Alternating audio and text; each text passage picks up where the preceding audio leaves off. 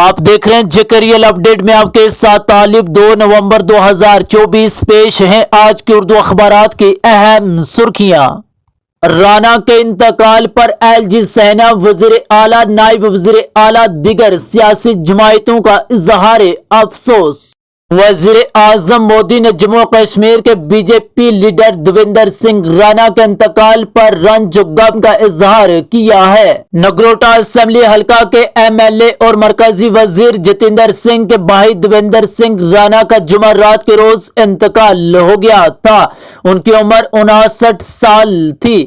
وزیر اعظم مودی نے ایکس پر ایک پوسٹ میں کہا کہ شری دیویندر سنگھ رانا جی کا بے وقت انتقال افسوسناک ہے۔ وہ ایک تجربہ کار رہنما تھے جنہوں نے جموں کشمیر کی ترقی کے لیے تندہی سے کام کیا ہے۔ وہ اس بار بھی اسمبلی انتخابات جیتے تھے اور جموں کشمیر میں بی جے پی کو مضبوط بنانے میں بھی قابل ذکر کردار ادا کیا تھا۔ وزیر اعظم نے مزید کہا کہ دکھ کی اس گھڑی میں میرے ہمدردان کے اہل خانہ اور حامیوں کے ساتھ ہیں۔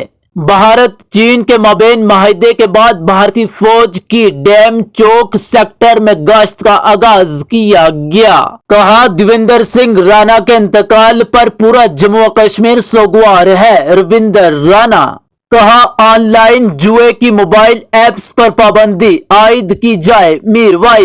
میروائز عمر فاروق نے وادی کشمیر میں آن لائن جوئے کے بڑھتے ہوئے رجحان پر گہری تشویش کا اظہار کیا ہے اور حکومت سے مطالبہ کیا ہے کہ آن لائن جوئے کی موبائل ایپس پر فوری پابندی عائد کی جائے۔